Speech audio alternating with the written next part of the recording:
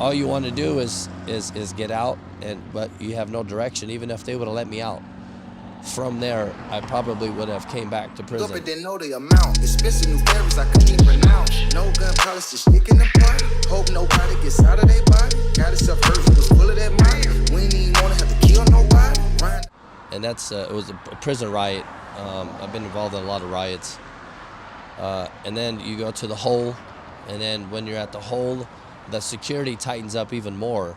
So you spend 23 hours a day inside your cell, sometimes even longer. And then when you come out only in boxers. You're constantly getting stripped. And I remember they asked for volunteers because there was an individual on the yard that needed to go, and they asked for volunteers. And I remember asking, do you want him dead, or do you just want him off of the yard? And I remember saying it so nonchalantly, like, you want me to kill him, or you just want me to? It was going to be me and another individual that were supposed to remove him off the yard because we were asked to do it from our building security. I volunteered, and another individual volunteered.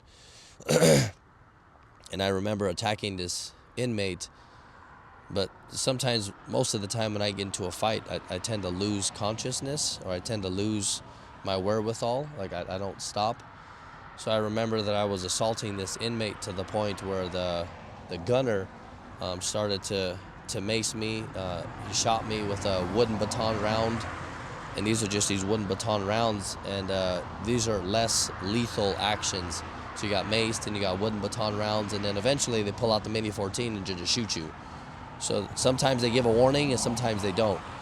So they got to the point where the correction officer, the gunner, pulled out his Mini 14, aimed it at me, and then somebody from my own group had to come and pull me off of the inmate. And then two other people got on top of me just in case the correction officer was still going to shoot me, because sometimes that happens.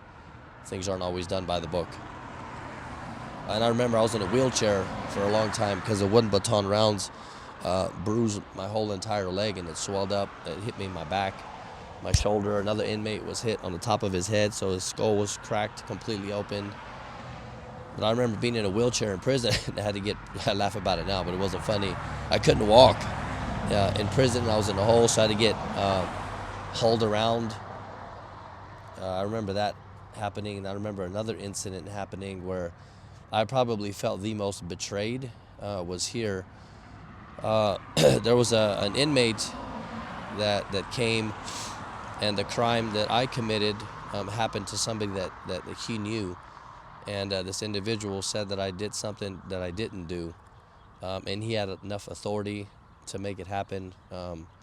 Got me removed off of the yard by my own group. And I remember sitting in a cell with a fractured rib. It was dislocated. I couldn't breathe properly. I was all mangled. I was cut a little bit, and I refused medical attention. I just didn't want any medical attention. I wanted them to leave me alone. And I remember sitting in the cell just thinking about what happened, because from the time that I was 10 until I get here, and I turned 21, that's how I turned 21, was a prison riot. And I remember thinking to myself, at what point did my life turn from having my friends as my family, my friends, to me feeling betrayed? Even though it wasn't technically the people that I grew up with, it was the same overall umbrella. They were still the same Northerners that I grew up with. Yeah, yeah, that happened to me. And then I was lost. That was my first time that I actually stopped and thought about, well, what else am I going to do with my life? Because if this is the rest of because I was early into my prison sentence. I went from Tracy to here. I still had over 11 years to do. And I was like, this isn't even 1 year into it. This is what it is. All this betrayal, manipulation. It was an interesting, eye-opening experience in terms of how people can betray you. So it's even worse in here. Yeah.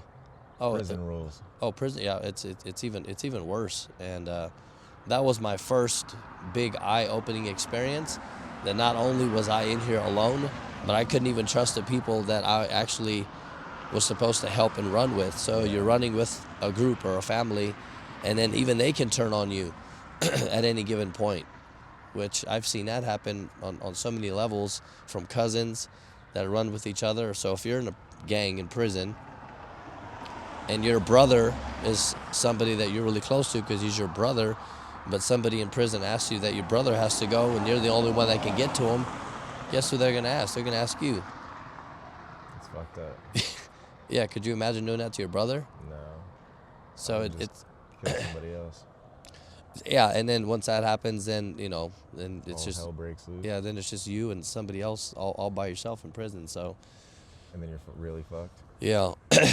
And then one time I also participated in a cell extraction, and a cell extraction is when you refuse to be counted, because they count you so often here. So you got to board up the window, you refuse to be counted, and then they come knock on your door, they call the sergeant, then they call the lieutenant, then the captain comes, and they try every measure for you to take this paper covering off your door so that they can count you. And then if you still refuse, they got to get in there somehow. So we all did it though, while I was in a hole. And the reason that we did it is because they came in the middle of the night and took some inmates out of this prison and took them to Vacaville State Prison to kind of mess up the order of operation for the people that I ran with. Okay. And that wasn't allowed, so you can't do that. So the way that we rebelled back is we boarded up, put papers on the windows. I think it was about 30-something cells. And they started with my cell because I started a fire on the tier, and then I threw piss on one of the correction officers. And I was being a nuisance. So they wanted to make an example, so they started with us. We barricaded the door so they couldn't get in, so they threw concussion grenades inside the cell, and the cell's very small. Did you get hit with one? Yeah. I still didn't come out. Me and my cellmate at the time didn't come out. How'd that feel, the concussion grenade? I don't remember. I mean, I've been maced so many times and gassed. It kind of hurts a little bit. Yeah, you get over it. I mean, everything, it's loud and you can't hear. And, yeah. And then they maced us, but we had a sheet put up, and we had we dipped our shirts inside water so that we can have like a filtration process for air, so we wouldn't breathe in the gas right away. I mean, we were ready. We had our mattresses in case they came in, because they come in with shields and batons, and they finally got through, and then we started fighting the correction officers. How'd you do against them? I mean, we didn't do too good. It was, you know, they had weapons and we didn't, and they grab you. Their whole thing is just to grab you, bring you down to the ground, handcuff you, and that's what happened. They put their necks, their foot on your neck, their elbow on your neck. I mean, you know, it's not fun. It's them against you, and then you get handcuffed. You get taken up to to get cleaned up, to get checked out. They took everything out of our cells, and they put us back into the cell that was just gassed, maced, concussion grenades, and it stunk in there with no mattresses, no nothing. And they left us like that for 3 days. Should be in my cell, butt naked in the cell.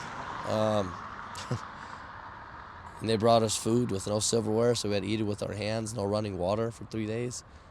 Remember getting hogtied, and then they just drug us up the tier, drug us back down the tier, put us in the cell, and just left you there. I mean, if you're going to act like animals, they're going to treat you like animals. Yeah. And at the time, that's pretty much what my whole life consisted of, was using my body as a form of strikes.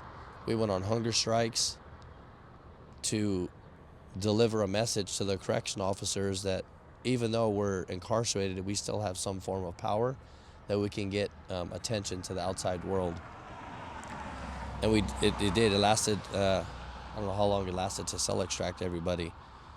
Long time. This is after the riot? This was after the riot. This was while I was in another unit in the hole. This is the shit that we did in the hole. And then after the cell extraction, that's when I got assaulted. And then I waited a prison transfer to a maximum security prison, because I racked up all my points with all the fights and everything. And you graduate to a... Yeah, then I graduated to a university. This was like a college, just like JC. Yeah. Then I went to a university where I learned... You don't learn today. deception and rules and just everything just gets intensified and everything just gets taken so serious. You know, Deeper. the interesting is, now that I think about it, if you stop and think about it, like, we're free. You know, we have the ability to do whatever we want. The opportunities are everywhere, but in there, you don't have the opportunity to do a lot. I mean, it's gated off. There's towers everywhere. You can see the buildings from here. But we fight over like tables, because there's only a set number of tables on a yard, and as an inmate, we want to belong to something, and we do. And then we have property, just like out here we have property. I got my car parked over there, which ain't supposed to be parked there. We'll be all right.